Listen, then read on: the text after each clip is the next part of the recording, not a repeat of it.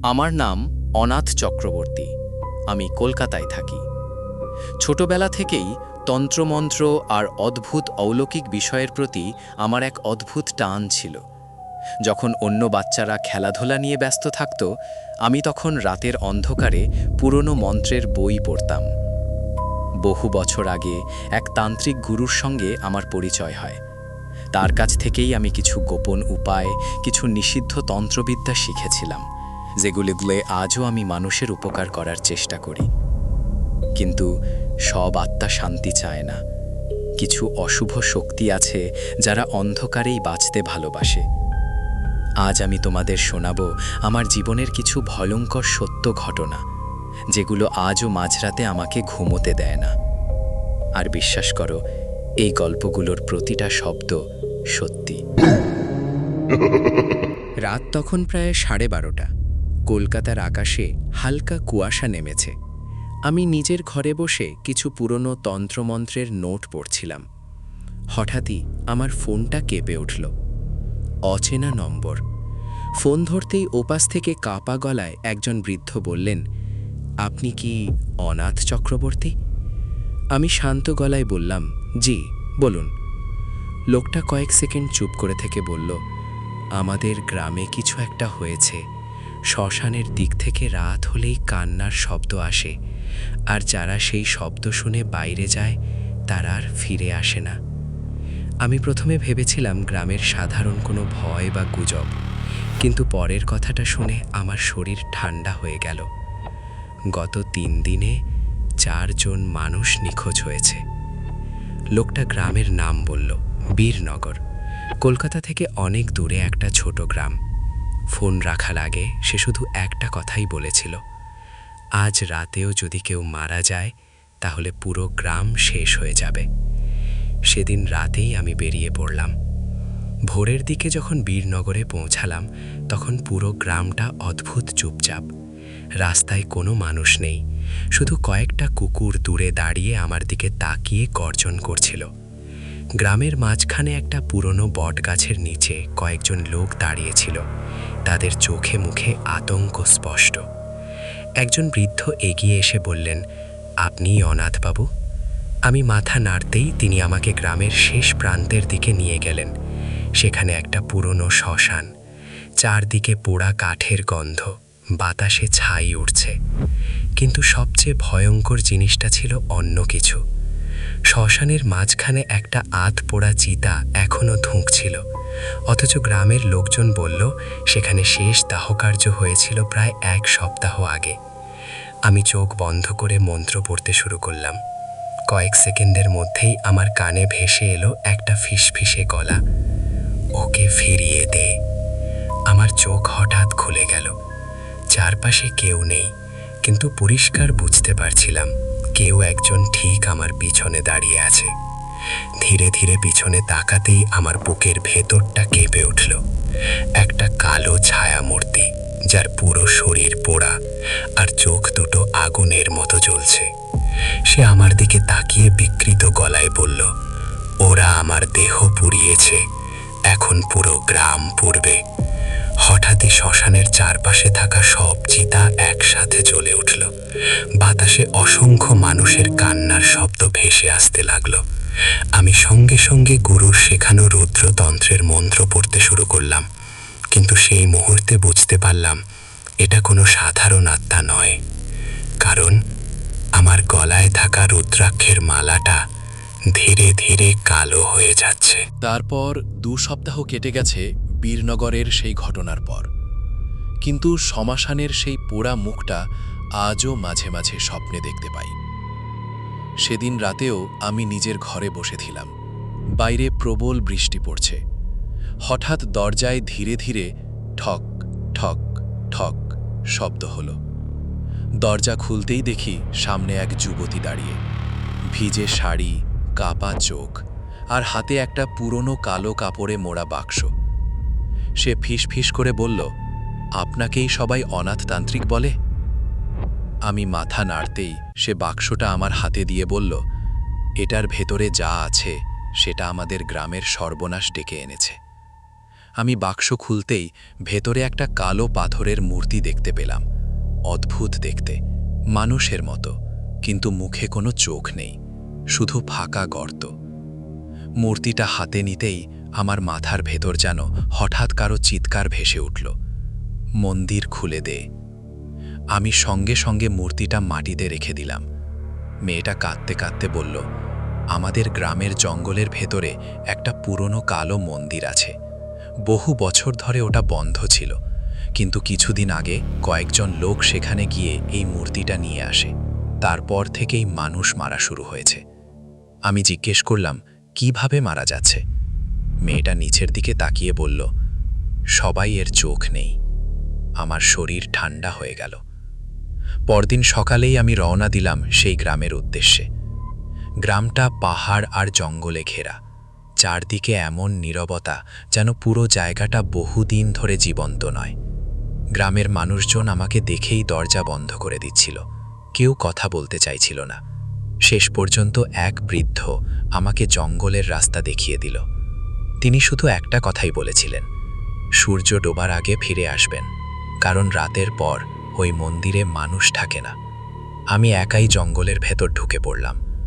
প্রায় আধ ঘন্টা হাঁটার পর হঠাৎ গাছপালার মাঝখান থেকে বিশাল একটা কালো মন্দির চোখে পড়ল। পুরো মন্দিরটা কালো পাথরে তৈরি, দেওয়ালে অদ্ভুত সব চিহ্ন আঁকা, যেগুলো সাধারণ তন্ত্রচিহ্ন নয়। মন্দিরের দরজাটা অর্ধেক খোলা ছিল। ভেতরে ঢুকতেই একটা পচা গন্ধ নাকে এলো। মাটিতে ছড়িয়ে ছিটিয়ে ছিল শুকনো রক্ত, আর ঠিক মাঝখানে একটা বিশাল মূর্তি দাঁড়িয়ে, যার চোখের জায়গায় শুধু অন্ধকার গর্ত। হঠাৎই মন্দিরের দরজা নিজের থেকেই ধাম করে বন্ধ হয়ে গেল। চারদিক নিস্তব্ধ। তারপর ধীরে ধীরে অন্ধকারের ভেতর থেকে অনেকগুলো গলা একসাথে ফিসফিস করতে শুরু করলো, চোখ দে, চোখ দে, চোখ দে। আমি মন্ত্র পড়তে শুরু করলাম, কিন্তু সেই মুহূর্তেই বুঝলাম আমার সামনে থাকা মূর্তিটার চোখের গর্ত দুটো ধীরে ধীরে নড়ছে। আর তারপর সেই অন্ধকার গর্তের ভেতর থেকে দুটো মানুষের হাত বাইরে বেরিয়ে এলো। বেশ কয়েকদিন ধরে আমি একটা অদ্ভুত জিনিস লক্ষ্য করছিলাম। প্রতিদিন ঠিক রাত 3টায় আমার ঘরের বাইরে কারো হাঁটার শব্দ শোনা যেত, ধীরে ধীরে ধীরে। প্রথম 2 দিন আমি গুরুত্ব দিইনি, কিন্তু তৃতীয় রাতে ব্যাপারটা বদলে গেল। সেদিন রাত 3টে বাজতেই আমার ঘরের সব আলো একসাথে নিভে গেল। মোবাইলের স্ক্রিন বন্ধ, ফ্যান বন্ধ, অথচ পুরো বাড়ির বিদ্যুৎ ঠিক ছিল। তারপর আমার কানের কাছে খুব নিচু গলায় কেউ ফিসফিস করে বলল, মন্ত্রটা শেষ কর। আমি সঙ্গে সঙ্গে উঠে দাঁড়ালাম। ঘরে কেউ নেই, কিন্তু বাতাসে ধূপ আর পোড়া মাংসের গন্ধ ছড়িয়ে পড়েছে। ঠিক তখনই আমার ফোনে একটা মেসেজ এলো, অচেনা নম্বর। মেসেজে শুধু লেখা ছিল, আজ রাত 3টায় যদি মন্ত্র সম্পূর্ণ না হয় তাহলে সে ফিরে আসবে।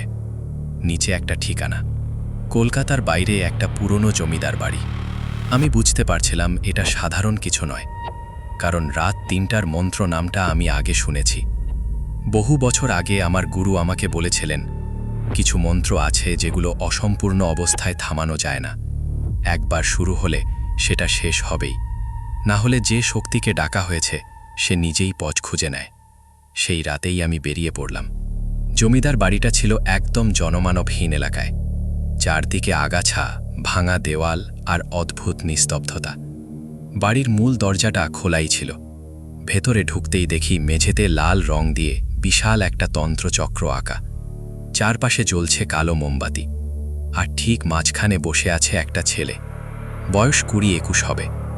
সে মাথা নিচু করে একই কথা বারবার বলছে, ও আসবে, ও আসবে। আমি ধীরে ধীরে ওর কাছে যেতেই সে মাথা তুলে তাকালো, আর তাকিয়েই আমার বুক কেঁপে উঠল, কারণ ছেলেটার চোখ দুটো পুরো কালো, একদম অন্ধকারের মতো। আমি মন্ত্র পড়তে শুরু করতেই সে হঠাৎ চিৎকার করে উঠল, দেরি হয়ে গেছে। ঠিক তখনই বাড়ির উপরের তলা থেকে ধূপ ধূপ ধূপ শব্দ আসতে লাগলো, যেন কেউ ভারী পা ফেলে হাঁটছে। আমি উপরের দিকে তাকাতেই দেখতে পেলাম সিঁড়ির অন্ধকারে কেউ দাঁড়িয়ে আছে, লম্বা কঙ্কালসার একটা ছায়া, মাথাটা অস্বাভাবিকভাবে বাঁকানো, আর সে ধীরে ধীরে একটা মন্ত্র পড়ছে, ওম ঝাড় কাল ভৈরবায় নমঃ। মন্ত্রের প্রতিটা শব্দের সাথে সাথে বাড়ির দেওয়ালে ফাটল ধরতে শুরু করল। কালো মোমবাতিগুলো একসাথে জ্বলে উঠল। আমি বুঝলাম কেউ একটা নিষিদ্ধ তন্ত্র সাধনা শুরু করেছিল, কিন্তু সেটা মাঝপথে থেমে গেছে। আর এখন যাকে ডাকা হয়েছিল সে নিজেই নিজের শরীর খুঁজতে ফিরে এসেছে।